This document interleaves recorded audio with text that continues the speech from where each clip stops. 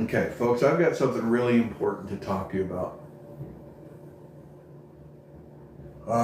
First of all, an apology. I've kind of been sitting on this for 4 months. Since September. Since I was in Seattle. End of August, first part of September.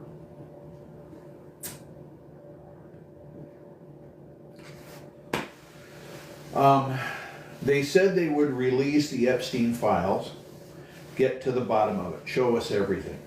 I waited. I waited. I waited. I gave them the chance to do their job, to expose how it actually worked,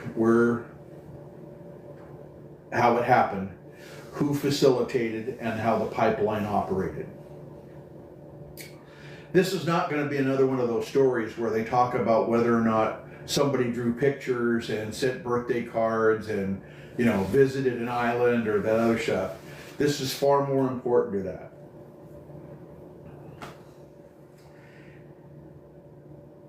What we got appears to be heavily redacted, focus on a few celebrity names and celebrity gossip.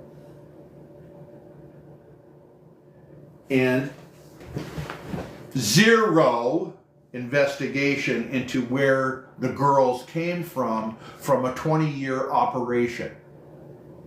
Zero. They've let the victims come on for a few minutes on a couple of news shows. Zero where the girls and the boys came from. They're protecting a pipeline while pretending to expose the crime. 3 months of media coverage about Epstein's connections to powerful people. 0 weeks about the system that fed them the children. By the way, I'm going to give you verifiable information. This is where journalists like me like to step in when institutions fail, when promised transparency because strategic redaction, when the most important part of the story gets deliberately omitted. I have protected testimony from a survivor. She was 14 years old. 2 other girls from that same pipeline are dead. Tonight I'm telling you what they won't, the pipeline, how it works, who profits, and where your power to stop it actually exists.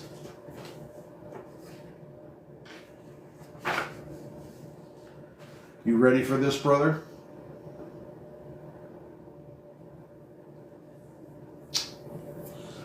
The structure. Only why this matters now. 3 months of Epstein media coverage, 0 weeks covering where the girls actually came from. 60% of the victims came from foster care. 34,800 unreported missing kids. Federal audit, go look it up. Washington State specifically, 435 kids missing in 1 year.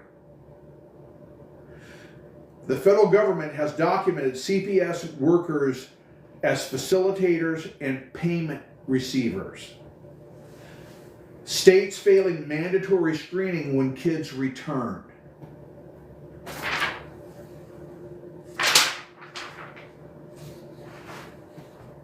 I'm going to read about this, and if I can, I'm going to try and do the recording so it hides the woman's voice, and maybe that'll come out later.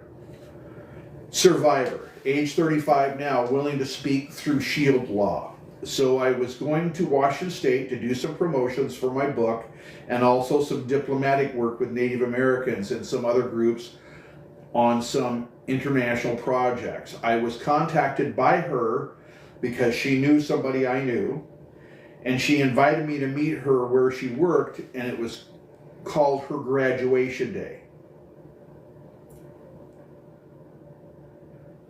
Because she turned 35. So I saw this attractive 35-year-old lady, and she invited me to sit down, and we had a few drinks, and then she started to tell me, oh yeah, I've been to Mar-a-Lago a couple times. Actually 3. The first time was when I was introduced to Jacine Maxwell. And then I was there a couple of other times to provide services, and I never met Donald Trump, but I guess he owns it. See, my mother died of a drug overdose when I was 10, and then I was bounced around to a number of foster homes until before I went to a group home in Kent, Washington.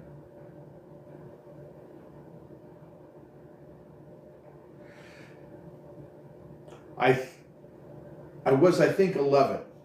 I was just starting to develop, and there was a woman who owned it and her husband that said I would make a great model, and wouldn't I like to do that? Well, I was living in a foster home, so sure, I thought. And they taught me some stuff about makeup and fashion, and took some pictures of me when I was in a swimsuit. And all of a sudden it seemed that the caseworker was on it because she was talking to me about it too. Well, shortly after my 14th birthday, I got to ride in a really cool corporate jet. Now, I've ridden in better since, but the idea was that I was going to do an East Coast modeling assignment. And so we got into a corporate jet at the airport. I think it was Redmond, Washington. And then we flew, and the caseworker took me to Mar-a-Lago after we landed at another small airport. I got to meet Ms. Maxwell, and I was under the impression she was going to be like my agent. Some information, and I think an envelope traded hands with the caseworker, and then the caseworker left and I was there.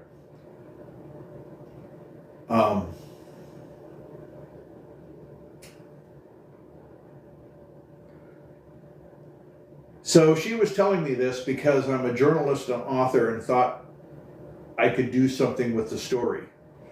And she didn't want to be identified in any way, shape, or form. I'm not going to tell anybody who she was. I've given you all the information I'm going to. But here's the thing, folks. Here's the thing. You, right now, can get on your computer and verify that the federal government knows about this. Right now. So,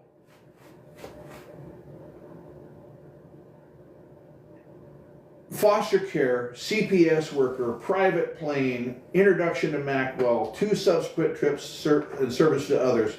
Her exact words, unredacted. What this means is that this isn't isolated, that it's a documented pattern, it's private plane, serious money, protection infrastructure. That explains why 34,800 kids went unreported. System isn't failing, it's facilitating. Did you get that part?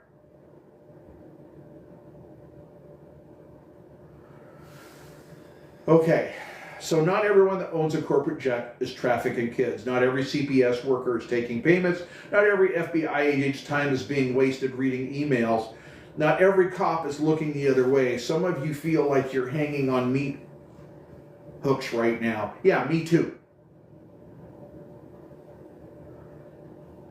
You see what's happening. You want to act, and you're isolated or treated or threatened. I don't care.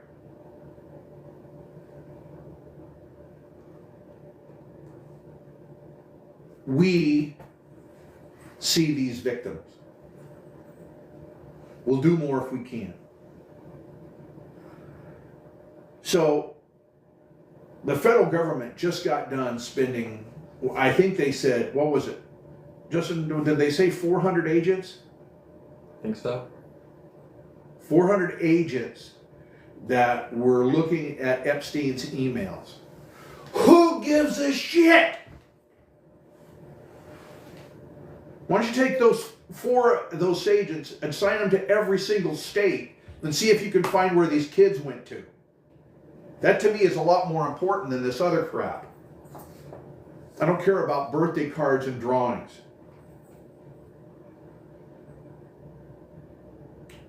So 200 agents reading old Epstein emails. Meanwhile, 34,800 kids missing from foster care.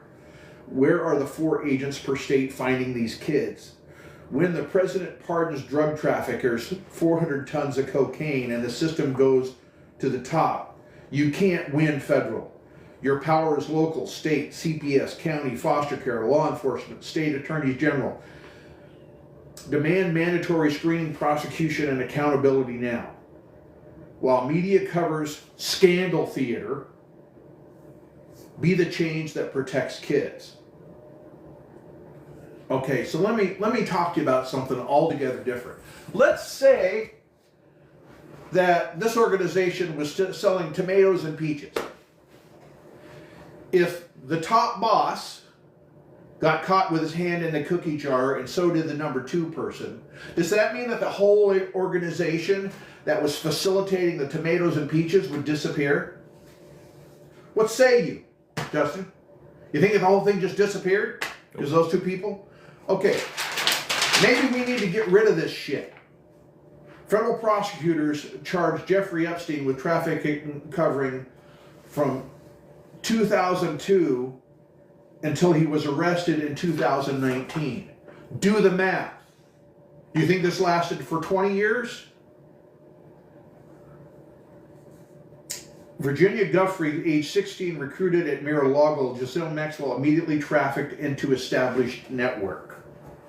That was her name. Not the person I talked to in Seattle now, okay? That was another person. Federal charging window, at least dozens of minors abused across multiple properties in coordinated operation. First police investigation after 14-year-old parents of a 14-year-old reports abuse. Sweetheart plea deal that he got to still operate his stuff, right? Continued operating as a registered sex offender. Nobody stopped him. Finally arrested, dead within weeks. What a coincidence. An actual operational time frame, minimum 20 years, likely longer. Questions nobody asked. Where did these children come from? Not the metaphysical question, the logistical one. This wasn't an opportunist predation. It was industrial scale trafficking. So they had stuff going all over the world, right? Do you think that quit? Okay, the properties, mansions in Manhattan, Palm Beach, New Mexico, Caribbean island, each required staff who saw everything, maintenance workers, security personnel, delivery services, property managers.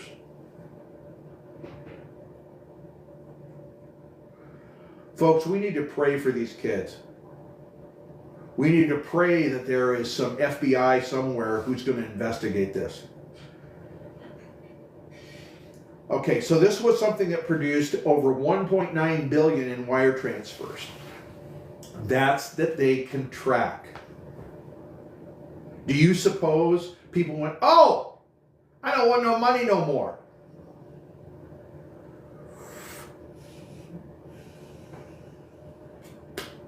The travel, private jets, not one, logged extensively, required. Flight crews, airport personnel, customs and immigration, international Megan law compliance, which he violated. What the public discourse oversees, celebrity names, the client list, his death, political blame.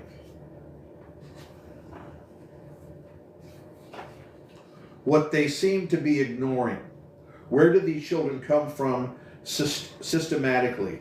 How did the recruiters operate openly for years? Why did household staff never report? How did banks process billions without triggering scrutiny? Who coordinated logistics across properties? What happened to the support infrastructure after his arrest? Oh, it just went away. Yeah, it just went away.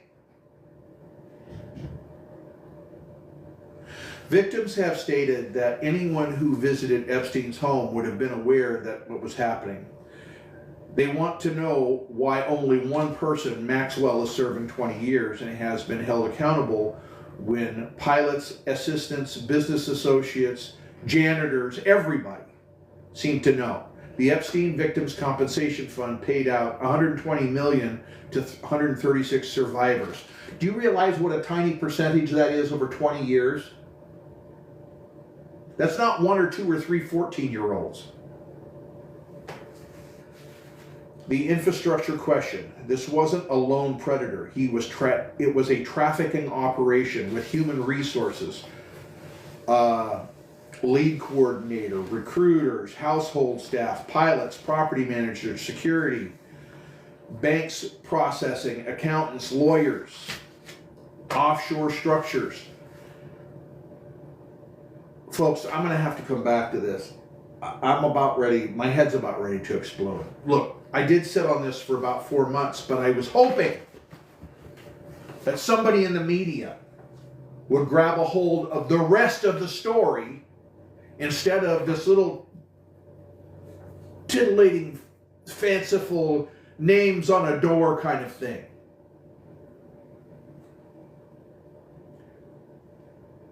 $428 kids, was it, from one state? That's a damn elementary school. Nobody's looking? Come on.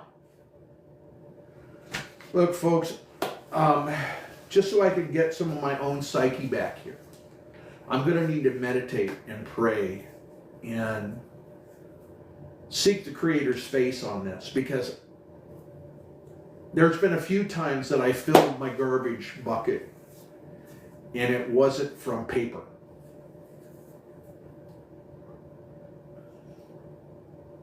I can't believe that the thing is 18,000 kids and we're looking at some stupid emails. Look, prayer works. It's been documented. It's not just placebo. So even if you don't believe the same things that I do, if you could send some thoughts to the Creator and wish that somebody gets a hold of this and does something with it, I can guarantee you that if you all put me in the Senate, I'm going to ask some questions. I'm running for the Senate in New Hampshire because this back-assward stuff has to stop.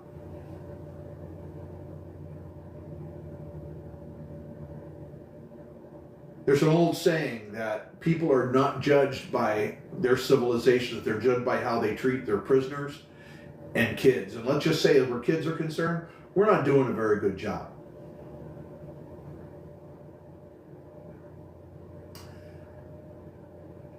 I got a bunch of stuff I can go over with you.